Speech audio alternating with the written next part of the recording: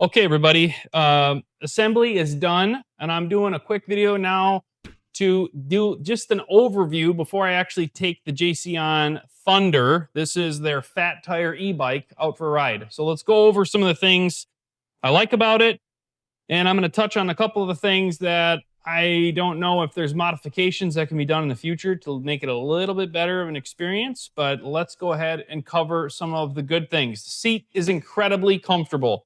Super thick, cushiony seat. You've got, of course, your post adjustment, and you have adjustment up here in the head so you can tilt the seat.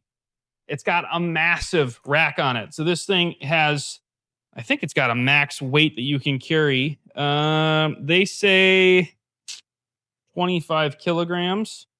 It does have a super nice lighting system. So I'll show you the taillight in a second and the cool thing and feature about that. Obviously, you've got your one select 7-speed shifter up on the handlebars. You've got your twist throttle. They do have hydraulic brakes. That's a super nice upgrade over some of the other JCon bikes that I've experienced from what I can recall. You do have lockout front forks. So right now they're locked out. There is no suspension.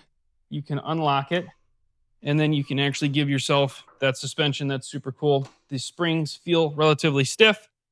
Probably the correct orientation and tension, I'd say, for a fat tire bike. Obviously, this thing's going to ride like a cloud. So you have, what size tire is this?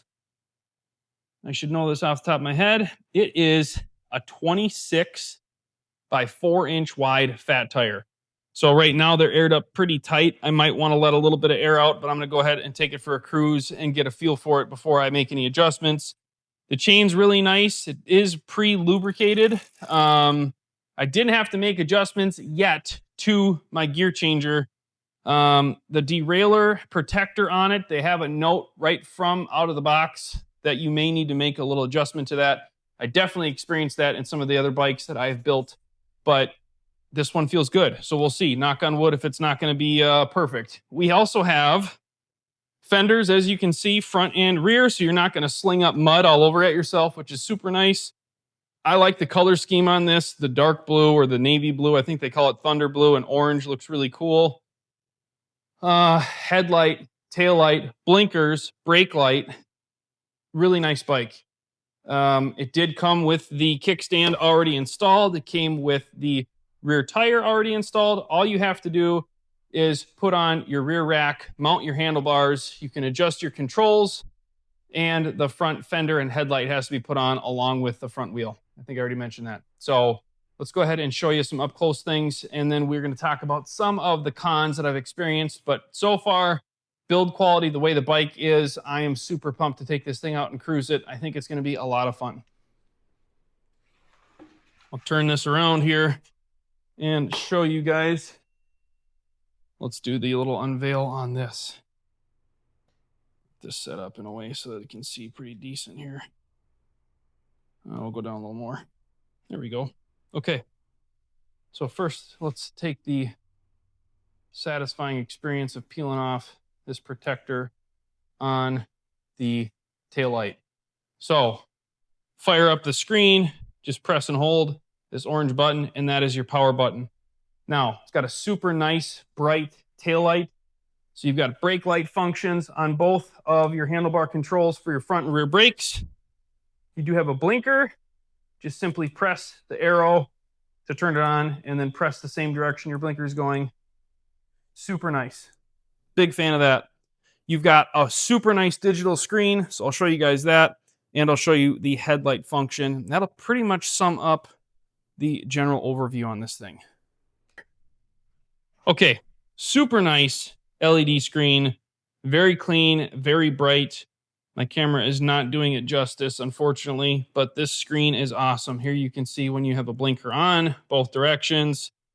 You have a press and hold to turn your headlight on, and you can press and hold down, and that will give you your power control as well for your twist throttle. You've got a horn, extremely loud. And then if you press the mode button, you can go through, and here you can see odometers, voltage, power and wattage, average speed, max speed. This is in miles per hour. I appreciate that for sure. And then if we press here, you can see pedal assist. So you have 0, 1, 2, 3, 4, 5, and 5 is your max pedal assist power. That will be your top speed. You can basically drive this thing like a motorcycle with this very nice, just twist throttle. Literally like a motorcycle, super simple. Your controls are very easy. Simply push this forward to go down in your gears and push this to go up into your higher gears. Now let's show you what the headlight looks like. So if we just press and hold this button, boom, it fires up the headlight. Let's show you what the headlight looks like off first at the front of the bike, and then I'll show you with the headlight on. But it's got a very nice projector style appearance. I'm actually going to take you guys off the stand now so we can do a quick little walk around also. So here you can see it's kind of got this halo ring for like a running light, and then you have your headlight. Can't control both of them. They both work at the same time, so that's something to keep in mind. And of course, you've got a lot of tie down options for your rear rack, which is really cool. Showed you the tail light. Oh, and you did have to put the pedals on. I don't know if I mentioned that in the assembly process. Let's press and hold the light button here. And here you can see that headlight is super cool, and it is very, very bright. It's got a laser beam to it through that magnifying glass. So, I mean, that thing will light up the camera. And if we show you what it looks like on the wall here, you can see you got a very defined, very nice, clean, and bright light. That's going to be super nice for cruising at night. Screen's awesome. I am a huge fan. I would definitely recommend this if you are looking for a fat tire bike. Definitely a nice layout. Now, here are some of the things that I ran into for slight cons. Now, this is probably not going to be the same situation for everybody. The bolts that go in here are perfect length and perfect fit going into this frame once you have your rack on. Without the rack, they had this tightened in all the way. Some of the threads got pushed up against the inside of the tube, didn't cause any damage to the tube itself, but the threads on the bolt made it a little bit tough.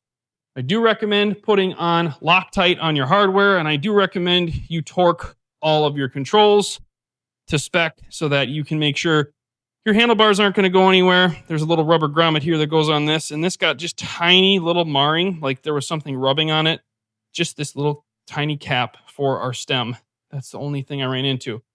Now, the distance between the tire and the pedal is relatively close. So if you're steering, and I have my feet on here, you can very easily see how you would run into hitting your fender.